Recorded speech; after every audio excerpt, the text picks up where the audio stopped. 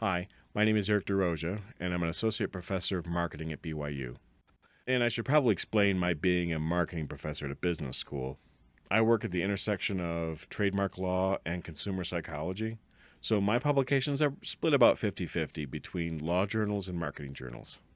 This video is a brief summary of my paper that was recently published in the Georgia Law Review. The paper's title is Fixing Everready, Repairing and Standardizing the Traditional Survey Measure of Consumer Confusion. As I describe the paper's contributions to trademark law, both the practice of trademark law and scholarship about trademark law, I'll be glossing over most of the details of the paper. I'll try and be fairly brief. The setting for the paper is consumer confusion as to a product's source. I'll address the typical situation in infringement litigation where the senior user is the plaintiff and the junior user is the defendant. Of course, for trademark infringement, the core of the issue is this: how common is it that consumers believe the plaintiff is the source of the defendant's products? Consumer surveys can provide good evidence about those consumer beliefs, and for decades, courts have been relying on consumer surveys to tell them whether consumers are confused by the junior mark. However, courts have been very willing to criticize surveys that don't use proper survey methodology. In particular, the courts are especially sensitive to surveys that seem to be biased toward the result that the party wants. It's common for courts to severely criticize a survey for stacking the deck toward the outcome that the party's after. Well, over time, the courts have come to prefer certain methods. Some of those methods are useful only in special circumstances, but there's one method that the courts have widely embraced. It's come to be known as the Everready method. Courts have called the Everready method the gold standard of trademark infringement surveys. The method itself is the topic of this paper, so let me briefly describe it. It's called the Everready method because it was first used in a case in the 1970s that involved Everready batteries. Survey participants were shown the junior product. It was a lamp in the original case. And notice, participants aren't ever shown the senior product or the senior mark. They're only shown the junior mark. Survey participants were then asked this key question: who do you think puts out the lamp shown here? Whatever response the participant gave was recorded. There were follow-up questions that helped clarify the response, but this question is the core of the thing. So if the participants' responses make it clear that they were thinking about the company that puts out the Everready batteries, that participant was scored as confused as to source. The survey gets right at the core legal question, and courts have widely embraced this Everready survey method. Okay, so that's the context of the paper. The paper itself begins by reviewing a number of Everready surveys that have been submitted as evidence to federal courts, and these are surveys that the courts have not criticized. I'm sorry to put up an eye chart like that. You probably can't really read it on the screen. The details are in the paper. But the point is that the Everready method seems like it's always basically the same, but when you look at the way it's actually being used, there are subtle differences in the way the questions are worded. For example, what company do you believe puts out this product? And who makes this product? And which company makes this product? These all seem like synonyms, but the hypothesis here is that the wording matters. I hypothesize it matters a lot in the sense that different question wordings yield consistently different survey results. So my next step was to analyze the previous uses of the Everready method with a structural linguistic analysis. I used the similarities and the differences between the question wordings to identify the structural components, the generalized form of the question and all its varieties. For example, the questions used different verbs like puts out and makes, and their questions referred to the source in different ways, like who and what company. The questions referred to the product in a few different ways. Some of the questions had language that was designed to constrain the customer's consideration, and so on.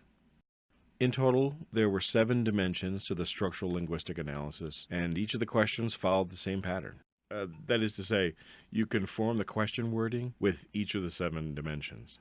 So this is the generalized form of how the Everready question has been worded by expert witnesses. So in total, the 7 dimensions can be combined in 1,440 different ways. For example, one of the combinations is, what company do you believe puts out this product? Another of the combinations is, if you have any opinion, who do you think offers this brand? Please be as specific as possible in your answer.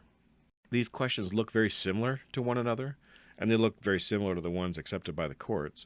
And that's no surprise. The 1,440 combinations are a manifestation of the way experts have been applying the ever-ready method. Well, okay, the next question is whether these subtle differences in question wordings matter. So in study 1, I tested that. I created a fictitious junior product. If this product were to be launched, the Hershey Company would understandably complain about trademark infringement. The junior mark is so similar to the senior mark that confusion is likely. The point of study 1 is to test the atomistic elements, the smallest pieces of the question wordings, the things that I identified in the structural linguistic analysis I did earlier. So, in essence, I recruited 750 peanut butter buyers to participate in my survey, and I measured source confusion using the ever-ready method. But instead of asking everyone the same ever-ready question, I gave them a randomly chosen question, one of the 1,440 possible question wordings. The details of how I did the statistical analysis are in the paper, but in the end, the results of the study suggest that the most plaintiff-friendly version, that is to say, the question wording that would show the highest rate of confusion, is this. Based on what you saw in the image, what company do you think makes this brand? Please be as specific as possible in your answer. And the most defendant-friendly version, that is, the version that would yield the lowest rate of confusion, is this. If you have an opinion, what company or companies provide this product? Now, I have to say, those are predictions built on the results of Study 1. Those specific question wordings need to be tested directly. So that's what Study 2 was designed to do. In Study 2, I used the same junior mark, and I recruited another 250 survey participants. I followed the basic ever-ready method, except I randomly assigned people to see either the plaintiff-friendly version or the defendant-friendly version. The results of Study 2 showed that when seeing this junior product, the plaintiff-friendly wording of the question got 72.8% confusion, but the defendant-friendly wording of the question got 60.8% confusion. So this pattern of results fits the predictions made by Study 1. The plaintiff-friendly version actually did yield a higher rate of confusion. And moving the results around by 12 percentage points is a sizable effect here, especially considering there's only subtle differences between the question wordings.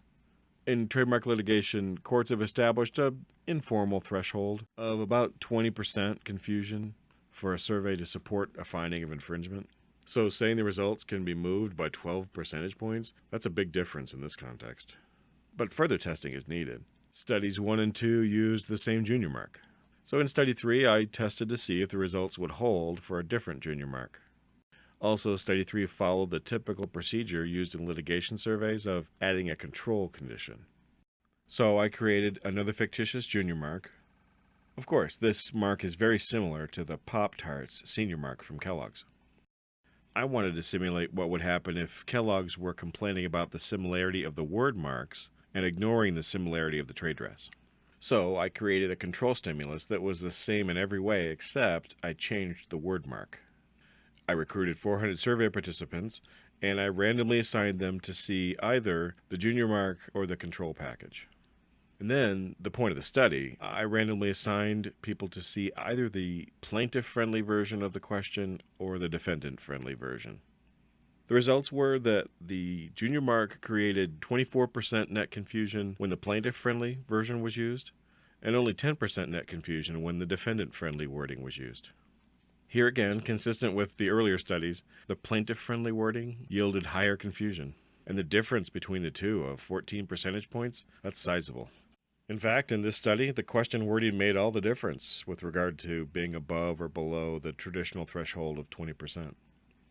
Although studies 2 and 3 had similar results, both of those junior marks were very similar to the senior marks, and they were similar in terms of their word marks and their trade dress. So we have to ask if this effect would still hold if the junior mark and the senior mark were only moderately similar. Study 4 was designed to test that. I created another junior mark. This one has a word mark that's similar to Nabisco's Oreo cookie, but the trade dress is very different. So I created the experimental control by keeping everything the same, except I changed the order of the letters in the word mark.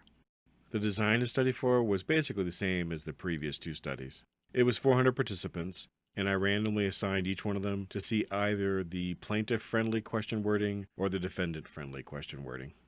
The results were that this junior mark created 46% net confusion when it was plaintiff-friendly wording and only 28% net confusion when it was defendant-friendly wording.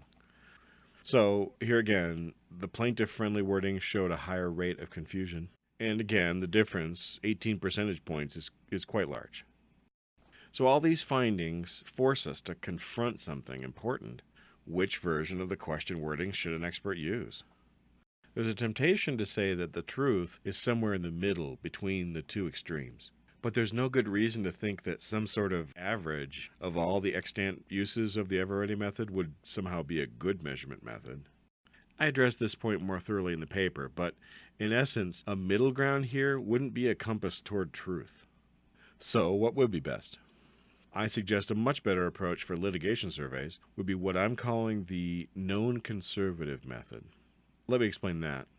The studies I've reported in the paper demonstrate that this question wording is plaintiff-friendly.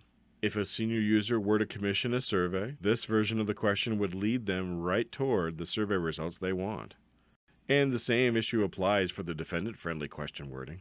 If a junior user were to commission a survey, and even though it's the plaintiff that bears the burden of proving confusion, it's somewhat common for defendants to commission surveys as part of an affirmative claim that their product doesn't cause confusion. A defendant using the defendant-friendly version would create a response bias that leads right toward the results they want. So, I'm suggesting parties don't use that friendly version.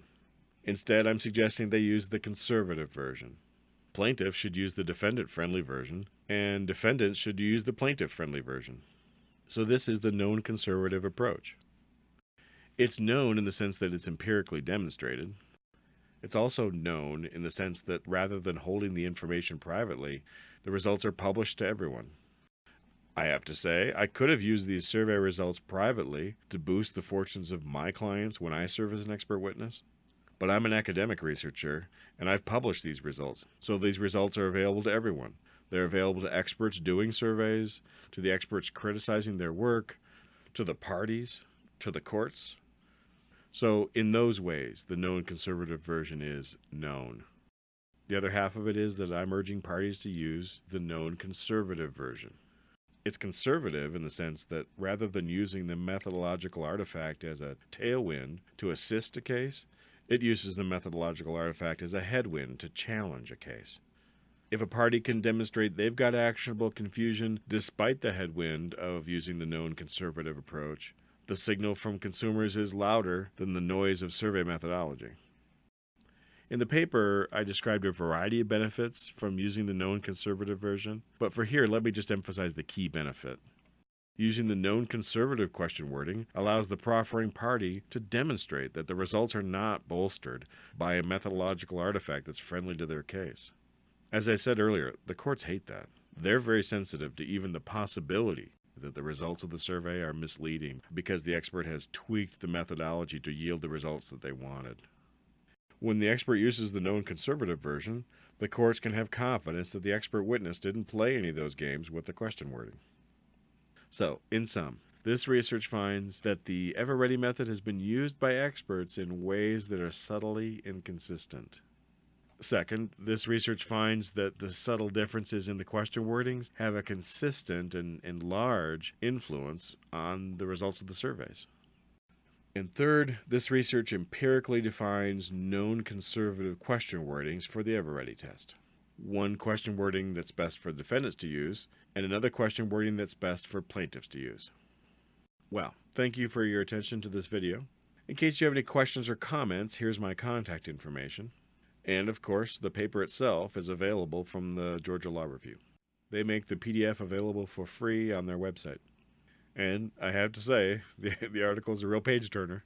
I mean, the footnotes alone are worth the price of admission. Okay, as I say, thank you for your attention and your interest.